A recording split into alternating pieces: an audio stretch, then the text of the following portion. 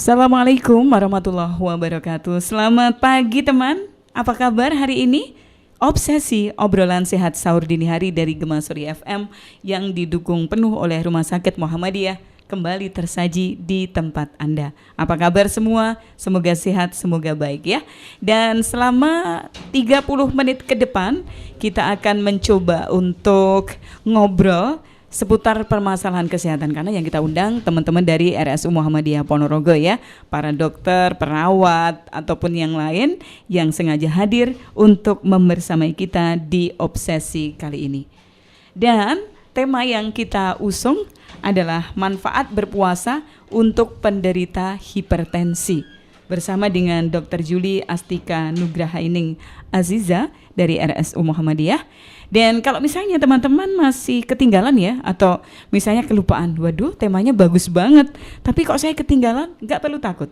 Karena ada channel khusus yang disiapkan oleh RSU Muhammadiyah, yakni di YouTube-nya RSU Muhammadiyah, kemudian juga di channel YouTube-nya Gema Suri FM, bisa Anda simak perbincangan kita di pagi ini ya. Langsung kita sapa. Assalamualaikum warahmatullahi wabarakatuh, Dr. Julie. Waalaikumsalam. Halo Mbak Ii. Apa kabar? Ya. Salam kenal ya. Salam kenal juga. Sehat Mbak? Ya? Sehat ya? Alhamdulillah. Jenengan juga ya? Alhamdulillah. Senang kalau saya malah didahuluin. Saya biasanya kan nyapa dulu gitu ya. Apa kabar? Sehat ya? Ini saya ya ditanyain. Iya. Semoga selalu sehat saya. Alhamdulillah. Semoga Mbak Ii selalu sehat ya. Amin. Semoga juga puasa-puasa kita yang dijalankan oleh teman-teman Gema Suri ya, ini juga lebih khusyuk dibandingkan dengan tahun sebelumnya. Pasti juga itu didukung karena kondisi fisik tubuh yang sehat seperti itu kan? Iya betul. Oke. Temanya adalah manfaat berpuasa untuk penderita hipertensi. Wah, kita akan ngobrolin soal itu, lagi-lagi masalah budrek nih. Iya, masalah hipertensi lagi. Siap, dokter. Sebelum kita ke berbagai hal yang menyertai hipertensi itu sendiri ya, penjelasan medisnya atau penjelasan awamnya mungkin bisa dikolaborasikan seperti itu. Apa sih sebenarnya hipertensi itu? Iya benar. Jadi hipertensi itu kalau misal seseorang datang nih ke klinik atau rumah sakit atau puskesmas, itu tensinya lebih dari sama dengan 140/90 di 2-3 kali kunjungan ya, 2-3 kali kunjungan, jadi bukan hanya kunjungan pertama saja. Kemudian dia bisa dikatakan hipertensi kalau misal sekali kunjungan itu tensinya lebih dari sama dengan 180/110 gitu. Itu namanya hipertensi kalau diukurnya di klinik. Beda lagi kalau hipertensi yang diukur di rumah. Tapi kalau di rumah itu sifatnya harus rata-rata pengukuran 3-7 hari. Tensinya selama itu lebih dari sama dengan 135/85 kayak gitu. Kalau di rumah 135/85 kalau di rumah ya. Iya betul. Kenapa demikian? Soalnya kalau misalnya nih kita ke rumah sakit, itu kadang-kadang ada orang yang stres dulu sebelum sampai ke rumah sakit. Kenapa dia stres? Biasanya takut ketemu sama perawat, takut ketemu sama dokter, makanya tensinya akan cenderung lebih tinggi. Tapi ketika di rumah tensinya biasanya lebih rendah. Nah itu namanya white coat hypertension. Jadi tensinya tinggi ketika ketemu sama tenaga medis gitu sih. Dan kalau misalnya di rumah dinilai mungkin masih kurang efektif ya, karena ada faktor-faktor tertentu. Kalau di rumah sakit sendiri, di fasilitas kesehatan itu berapa kali pengukuran dokter? Beda nggak sama yang diukur di rumah seperti itu? Berapa kali pengukuran? Jadi kalau misalnya setiap kali datang itu baiknya diukur 2-3 kali pengukuran. Nanti di rata-rata di 2 terakhir. Nah kunjungannya biasanya dia bisa dikatakan hipertensi di 2-3 kali kunjungan. Durasinya antara kunjungan itu 1-4 minggu. Jadi 1 minggu dia datang kok tensinya segini, nanti dia coba datang lagi misal ke puskesmas, ditensi lagi, kok tensinya sama kayak gini, misal 150 ya, terus habis itu ke kunjungan ketiga tensinya juga sama tinggi juga 150, berarti dia bisa ditegakkan diagnosis hipertensi gitu. Baik. Setiap orang memang rata-rata segitu ya dok ya, yang dikatakan darah tinggi itu segitu? Segitu itu berapa? Angkanya ya 140 seperti itu. Biasanya dikatakan hipertensi ya benar kalau misalnya lebih dari sama dengan 140/90 kayak gitu.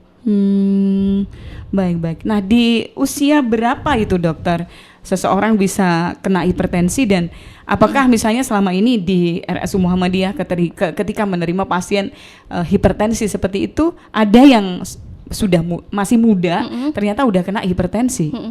Ya, jadi biasanya kalau hipertensi itu sebenarnya kalau di usia muda, kita justru di usia di bawah 30 tahun ya, kita harus curiga justru hipertensinya bukan hipertensi yang primer, bukan hipertensi yang esensial, tapi hipertensi yang sekunder. Jadi hipertensi itu dibagi dua, Mbak Ii. Yang pertama ada hipertensi esensial atau primer. Nah, itu penyebabnya nggak diketahui apa penyebabnya. Nah, biasanya sih usianya lebih dari 30 tahun kalau yang primer ini. Nah, kalau misalnya tensinya ini kok sudah tinggi di usia kurang dari 30 tahun, kita harus hati-hati nih, jangan-jangan ada penyebab lainnya, ada penyakit lainnya. Misalnya dia ada masalah di endokrin, dia masalah hormonal, terus kemudian ada masalah di elektrolitnya, ada masalah di ginjalnya, seperti itu. Jadi yang mendasari hipertensinya dia ternyata bukan yang tidak diketahui, tapi ternyata ada hal lain yang harus diterapi sebagai penyebab dari hipertensi itu gitu. Artinya ketika usia muda, ya misalnya di bawah 30 tahun sudah memiliki tekanan darah tinggi seperti itu lebih beresiko dan lebih berbahaya, begitu dokter? Bisa dikatakan demikian, lebih berbahaya. Kenapa? Karena dia bukan hanya hipertensi yang tensinya tinggi, tapi ternyata dia mempunyai penyakit yang mendasari lainnya. Misalnya nih, ada yang masalah di ginjalnya atau penyempitan pembuluh darah di ginjalnya. Nah, itu kan perlu ditata laksana. Nah, itu juga perlu diperiksa lebih lanjut dulu, apa nih penyebabnya, apakah dia itu adalah masalah hormonal, misalnya masalah hormon tiroid, atau ternyata yang masalah yang lainnya, kayak gitu. Terus penyebabnya apa nih dok, yang namanya hipertensi itu? Yang penyebabnya seperti yang tadi jelasin, penyebabnya ada yang primer. Kalau primer nggak ada penyebabnya, maksudnya kayak udah kita cari-cari penyebabnya apa, ternyata nggak ada penyebabnya. Jadi itu tetap harus dikonsumsi obat rutin sampai seterusnya. Soalnya hipertensinya bersifat primer, kecuali hipertensinya ini kategori rendah. Jadi kalau misalnya hipertensi kategori rendah itu biasanya bisa tidak diberikan obat. Jadi dari maksudnya kategori rendah seperti apa sih? Kategori rendah itu jadi hipertensinya biasanya nih nggak lebih dari 160. Kalau kan ada hipertensi grade 1, grade 2, kemudian ada hipertensi urgensi sama emergensi. Nah, hipertensinya dia itu nggak masuk di grade 2, dan juga dia ini nggak ada faktor resikonya. Faktor resiko yang maksudnya faktor resiko untuk penyakit kardiovaskuler. Contohnya apa? Faktor resiko penyakit kardiovaskuler ini contohnya kayak gangguan lipid, atau kita menyebutnya dislipidemia, kayak gitu. Terus kemudian tidak ada berat badan berlebih, terus tidak ada penyakit yang lainnya, misalnya diabetes, penyakit gangguan ginjal kronik, kayak gitu. Itu kategori rendah. Jadi dicoba dulu 3 bulan dengan perubahan gaya hidup. Nanti kalau misalnya terkendali tensinya, terkendali itu targetnya biasanya sih kalau bisa ditoleransi 120-an. Gitu. Semua bisa kena ya untuk hipertensi ini? Sebenarnya baik pria, wanita, bukan anak-anak sih. Apa ya? Remaja atau mungkin orang tua. Dan yang paling gede faktor resikonya di mana itu, dokter? Jadi kalau hipertensi sendiri ini faktor resikonya kita bagi jadi 2. Ada faktor resiko yang dapat dimodifikasi dan tidak dapat dimodifikasi. Kalau yang tidak dapat dimodifikasi itu biasanya ke jenis kelamin. Jenis kelamin laki-laki biasanya lebih beresiko untuk hipertensi. Kemudian ada usia lebih dari 65 tahun itu lebih berpotensi untuk terjadi hipertensi. Kemudian ada ras kayak gitu. Terus kemudian ada riwayat penyakit kardiovaskuler. Kemudian kalau yang tidak bisa dimodifikasi, yang bisa dimodifikasi itu biasanya overweight atau berat badan berlebih. Kemudian gaya hidup, status sosial ekonomi, kayak gitu sih, itu yang bisa dimodifikasi. Kenapa jenis kelamin antara pria dan wanita lebih berisiko mana ini, dokter? Iya, jadi yang lebih beresiko itu yang laki-laki sebelum si wanita usia menopause ya. Kalau setelah menopause biasanya sama, bahkan lebih tinggi resikonya di yang perempuan, kayak gitu. Kenapa kayak gitu? Soalnya di perempuan itu kan kalau misalnya kita masih masih menstruasi, belum masuk ke menopause, itu tuh hormon estrogen kita kadarnya masih mencukupi untuk mencegah terjadinya hipertensi dan resiko penyakit kardiovaskular yang lainnya. Bukankah kalau pria ada progesteron? Beda fungsinya atau bagaimana untuk hipertensi itu sendiri? Kalau progesteron sebenarnya perempuan pun juga punya, laki-laki juga punya. Cuman kalau yang dari segi penyakit kardiovaskular itu yang bersifat melindungi itu yang estrogen. Gitu sih. Artinya ketika misalnya sudah menopause atau berhenti menstruasi seperti itu, resiko juga tinggi gitu ya untuk para wanita ya? Iya betul, resikonya lebih tinggi bahkan, soalnya nggak ada protektornya. Jadi kalau misalnya estrogennya itu udah turun, biasanya resiko ke penyakit kardiovaskular ya, penyakit kardiovaskular itu ya termasuk yang hipertensi, penyakit jantung koroner, kemudian gagal jantung kayak gitu, itu lebih meningkat di usia menopause. Soalnya itu akan lebih cenderung, lebih cepat terjadinya aterosklerosis. Aterosklerosis itu kayak penumpukan plak di pembuluh darah. Soalnya tidak ada yang melindungi itu lagi, yang berperan melindungi kan si estrogen tadi. Nah, dia ini efeknya udah berkurang kalau udah di masa menopause. Jadi lebih beresiko untuk terjadinya penyakit kardiovaskular. Baik. Gejala-gejalanya apa saja nih yang bisa dilihat begitu dokter ketika seseorang terkena hipertensi, dok? Sebenarnya mayoritas orang kalau misalnya lagi hipertensi itu biasanya nggak ada gejala atau asimptomatik, nggak ada gejalanya sama sekali. Misalnya ada apakah tidak? Misalnya kan yang selama ini kita dapatkan ya dari informasi-informasi itu selama ini pusing misalnya. Kemudian di leher dan di pundak terasa kaku dan sebagainya, kemudian nyeri persendian dan sebagainya. Tidak selalu seperti itu ya, dok? Sebenarnya tidak selalu seperti itu. Memang benar kalau misalnya tensinya tinggi, terus itu kayak baru pertama tensinya tinggi, yang tinggi banget. Toleransi orang kan berbeda-beda ya, jadi dia belum terlalu toleran dengan tensi yang tinggi itu, makanya dia akan mengalami yang kayak pusing, terus lehernya kaku, seperti itu. Tapi kalau tensinya itu cenderung tinggi dan dia menganggap hal itu kayak pusing-pusing itu hal biasa, diobatinya bukan dengan obat yang hipertensi, nah itu kan lama-lama toleransi nyerinya dia itu kan akan lebih tinggi ya, jadi thresholdnya itu akan lebih tinggi, jadi nggak kerasa lagi kalau tensinya tinggi, kecuali hipertensi itu sudah menyerang organ targetnya, organ target kerusakan hipertensi. Contohnya apa? Contohnya tuh otak, terus kemudian otak misalnya menyebabkan stroke.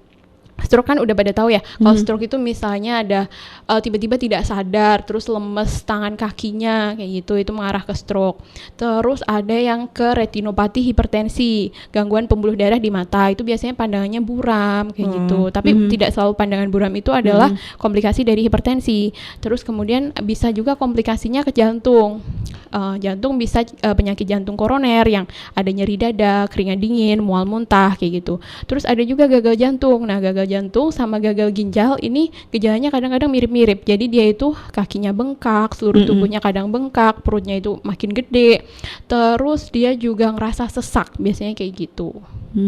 Jadi kalau ini dibiarkan terlalu lama, ini bisa mengakibatkan berbagai penyakit komplikasi semacam itu ya, dok ya. Yang paling tinggi selama ini, dokter, akibat darah tinggi atau hipertensi menyerang kemana ini? Paling tinggi sih biasanya ke pembuluh darah di otak, stroke begitu maksudnya? Stroke, terus kemudian ada ke jantung, penyakit jantung koroner itu juga tidak kalah banyak loh, ini banyak juga. Terus gagal jantung dan juga gagal ginjal, itu kayak 3 hal itu kayak paling sering kita jumpai di kasus-kasus rumah sakit kayak gitu, dan memang paling sering kejadiannya di masyarakat kita. Bisa disembuhkan nggak? Kalau disembuhkan itu, definisi disembuhkan kan berarti sembuh, hilang, tidak ada keluhan sama sekali tanpa obat ya. Nah, sayangnya kalau misalnya sudah berkomplikasi kemana-mana seperti ini, tetap harus rutin konsumsi obat. Jadi kalau misalnya tidak dikelola dengan baik, justru akan semakin buruk. Misalnya orangnya udah habis stroke yang tidak sadar, terus ada kelemahan tangan dan juga kaki. Itu kalau dia pulih kembali, bisa beraktivitas baik lagi kan, alhamdulillah banget kan sebenarnya. Tapi tetap harus rutin konsumsi obat-obatan, apalagi kayak harus setiap hari, dokter? Baiknya iya. Nah, kayak gitu. Kalau misalnya untuk penyesuaian dosis dan juga jenis obat-obatan kan bisa dilakukan ketika pasien itu kontrol rutin. Wah, ini sangat-sangat berbahaya berarti ya, yang namanya hipertensi. Padahal ini kadang-kadang seseorang ya sering menganggap remeh penyakit ini dibandingkan dengan misalnya penyakit diabetes mellitus dan sebagainya. Iya kan dok? Yang paling ditakuti paling kanker, diabetes mellitus dan sebagainya. Padahal hipertensi juga tak kalah berbahayanya seperti itu. Betul. Oke. Dokter, saya minta waktu dulu untuk beberapa iklan. Selepas itu kita akan kembali masih di program Obsesi Obrolan Sehat Sahur Dini Hari dari 94,2 Gemasuri FM bersama dengan Dr. Julie Astika dari RSU Muhammadiyah. Temanya juga masih manfaat berpuasa untuk penderita hipertensi. Tetaplah di sini.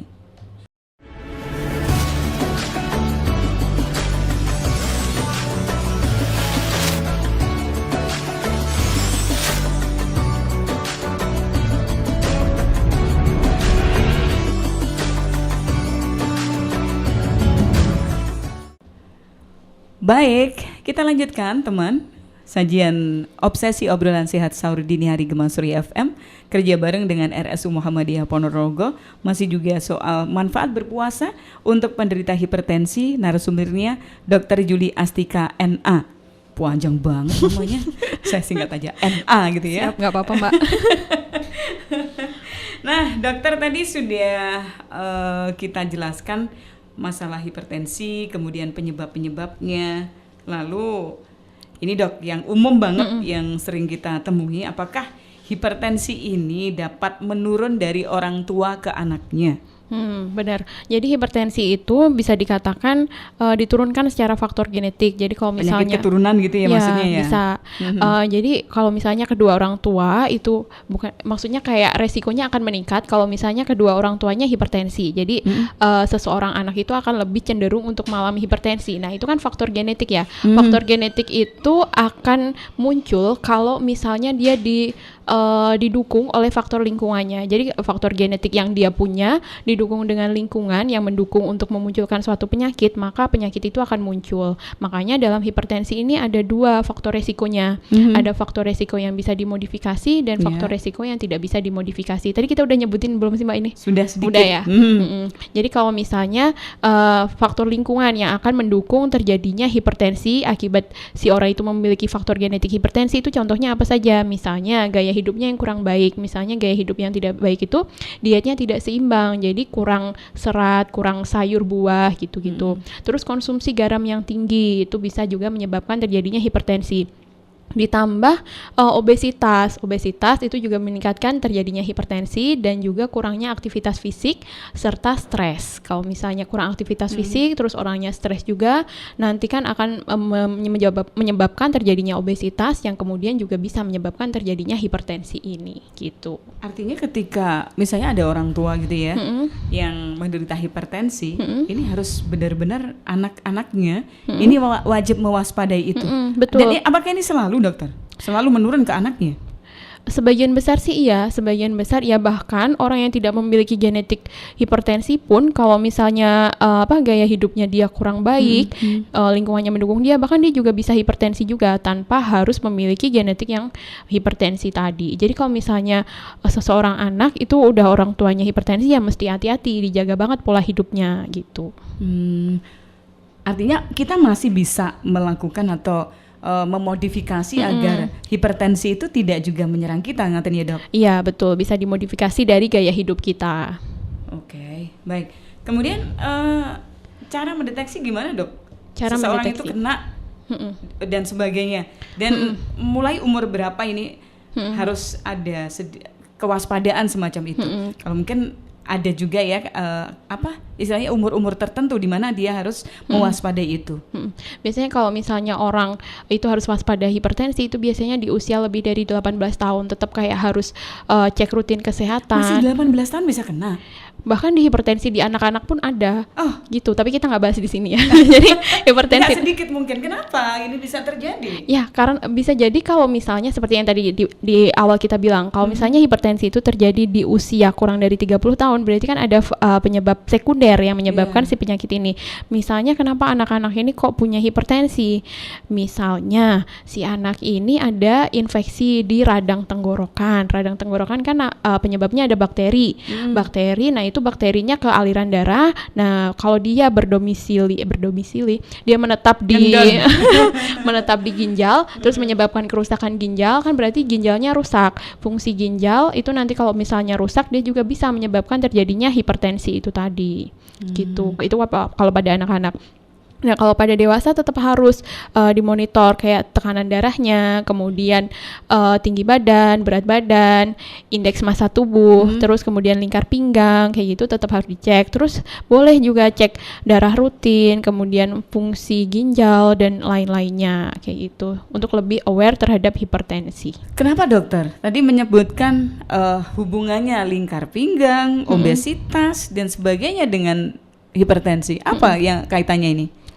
Jadi disarankan kalau misalnya kita sebagai orang Asia itu tuh Asia, kita Asia kan, klasifikasinya Indonesia sampai seperti itu. Iya, kalau misalnya orangnya udah kan indeks komposisi tubuhnya orang Asia dengan orang Amerika itu kan berbeda ya. Kalau kita itu cenderung lebih banyak kayak lemaknya dibanding orang-orang barat sana. Jadi kalau misal IMT pasti kita akan berbeda juga kayak gitu. Artinya kalau masyarakat Indonesia lebih endut, resiko lebih endut dibandingkan dengan orang Amerika dan sebagainya? Atau bukan, jadi gini, kalau misalnya kita indeks massa tubuh kita itu, indeks massa tubuh itu artinya berat badan kan? Ya, berat badan dibagi tinggi badan dalam meter kuadrat, itu indeks massa tubuh kita.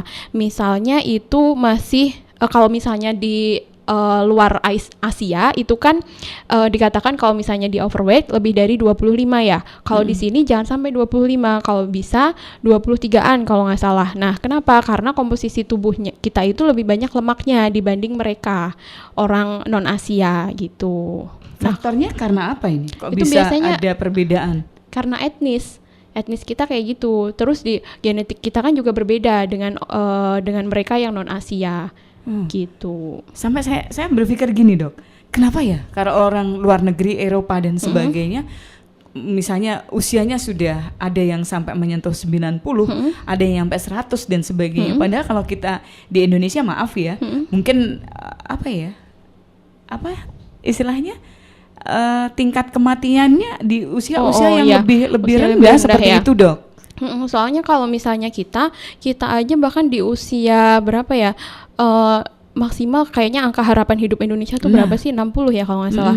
Nah itu tuh sebelum usia ke situ aja udah banyak penyakit-penyakitnya. Misalnya kayak di usia muda udah ada hipertensi kayak gitu. Terus bisa jadi dari pola hidup kita kan kayak jarang konsumsi daging merah, sedangkan kalau mereka yang di luar negeri sana kan kayak sering konsumsi daging yang proteinnya lebih banyak daripada kita. Nah kita kan biasanya yang kita suka kan kayak tempe goreng gitu-gitu kan kayak banyak lemaknya gitu kan kalau di kita. Jadi justru lemak yang dari kayak yang digoreng-goreng itu kan kurang sehat. Nah itu yang menyebabkan kita lebih cenderung untuk mengalami penyakit-penyakit di usia yang dikatakan lebih muda dibanding orang-orang luar negeri gitu. Kalau kaitannya dengan lingkar pinggang dan sebagainya dok? Nah lingkar pinggang itu kalau misalnya di lingkar pinggang ukuran berapa harus waspada seperti itu? Iya betul. Jadi kalau misalnya perempuan itu harus waspada, lingkar pinggangnya harusnya itu kurang dari 80. Nah kurang dari 80 ya segitu. nggak boleh gede-gede. Terus kalau laki-laki harus kurang dari 90. Ya itu kenapa? Karena itu kaitannya dengan obesitas sentral, obesitas di perut. Jadi gendutnya di perut gitu. Nah lemak-lemak itu lebih berbahaya. Iya, kalau lemak-lemak obesitas di perut. Iya, obesitas di perut itu lebih berbahaya. Soalnya yang menumpuk di perut itu biasanya yang lemak-lemak yang jahat.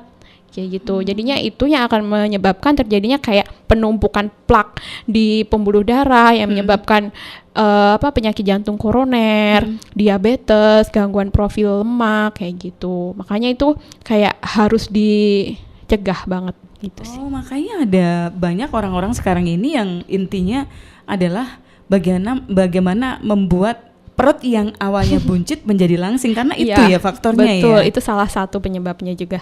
Oke, baik-baik. Terus gaya hidup seperti apa sih yang berpeluang akan memperbesar resiko terkena obesitas, dokter, yang seringkali terjadi di keseharian kita atau di sekitar kita? Yang memicu, yang mendorong terjadinya obesitas ya. Biasanya sih gaya hidup yang sedenter. Sedenter itu biasanya kurang Apa aktif. itu? Sedenter.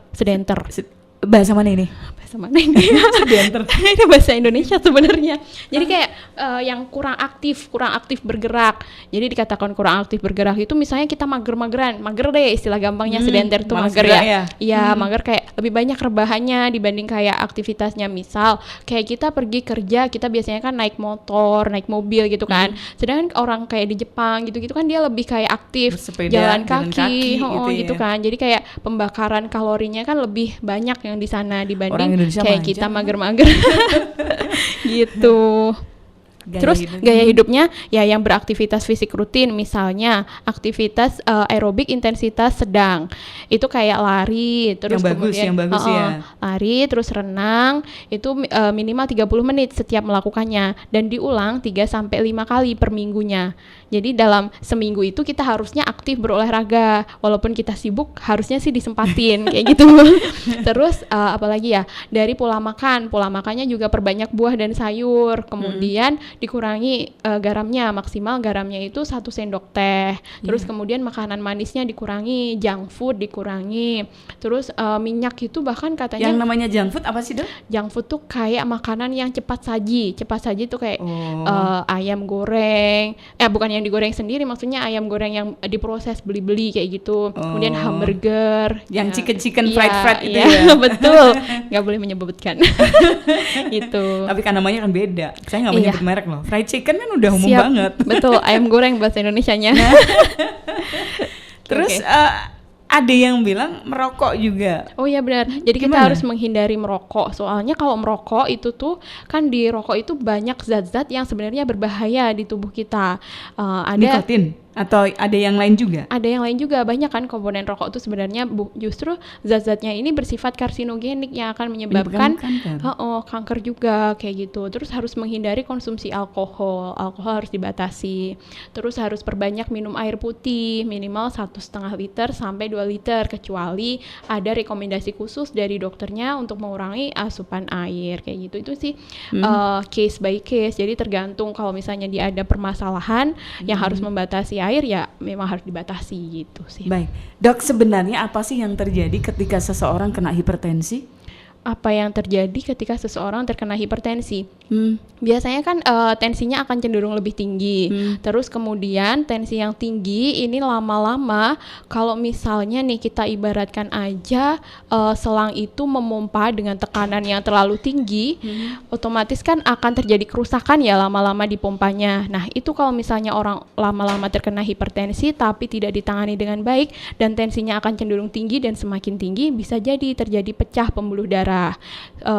Selain terjadi pecah pembuluh darah, misalnya nih tensi yang tinggi tadi kan berarti pergerakan arusnya di selang itu kan juga tinggi ya. Jadi akan terjadi gesekan di dalam selangnya. Kalau terjadi gesekan di dalam selang, lama-lama selangnya tadi kan kayak akan rusak gitu kan. Akan rusak, bisa jadi di sininya kan ini jaringan-jaringan tubuh. Di situ akan terjadi penumpukan plak. Nah, plak ini kalau misalnya terjadi terus-menerus kan lama-lama akan menyebabkan si pompanya ini macet. Nah, kalau pompanya macet, otomatis aliran darah ke yang selanjutnya kan akan berkurang. Nah, itu bisa menyebabkan yang kayak stroke kayak gitu. Dokter, selama ini stres atau pikiran ya, istilahnya penyakit pikiran, tapi nggak tahu saya, apakah di istilah medis itu ada penyakit pikiran? Penyakit pikiran. Mikir, banyak mikir gitu. Nah, banyak kepikiran seperti itu, dokter. Overthinking maksudnya. Nah, bisa jadi seperti itu. Pokoknya dia itu ngerasa pokoknya mikir aja gitu loh. Ini disebut-sebut sering menjadi penyebab tekanan darah tinggi atau hipertensi itu sendiri. Nah, yang kayak gini gimana cara memodifikasinya, dokter? Sebenarnya kalau orang dia banyak mikir terus, sebenarnya kan beban pikirannya dia banyak ya, dia akan merasa kayak suntuk, kayak berat gitu ya di kepala. Nah, ini kan akan menyebabkan stres yang berkepanjangan sebenarnya. Kalau misalnya stres berkepanjangan, biasanya dampaknya ke orang kan akan sering marah, kayak gitu ya. Sebenarnya kalau marahnya cuma terjadi sekali, itu tidak akan menyebabkan darah tinggi. Tapi kalau misalnya marahnya berulang kali, kemudian menyebabkan perubahan perilaku hidup, itu akan menyebabkan terjadinya hipertensi tadi. Terus Terus tadi pertanyaan gimana Mbak I? Nah, caranya gimana ini memodifikasi agar tidak stres gitu ya? Stres itu tidak berpengaruh ke tekanan darah tinggi. Apa yang harus dilakukan? Sebenarnya kalau misalnya banyak pikiran, apa yang perlu dilakukan? Sebenarnya kita harus cari tahu dulu apa yang menyebabkan kita banyak pikiran tadi. Pasti ada penyebabnya ya. Biasanya sih ada. Kalau misalnya kita cuma mikir terus nggak ada penyebabnya, ya kenapa ya? Maksudnya kayak pasti ada sesuatu yang mengganjal yang membuat dia tuh kayak mikir terus. Ya baiknya masalah utamanya diselesaikan dulu. Penyelesaiannya gimana caranya? Misalnya ngobrol dengan orang, kayak ngobrol sama keluarganya atau sama teman-temannya. Terus kemudian perbanyak kayak rekreasi, relaksasi gitu, meditasi.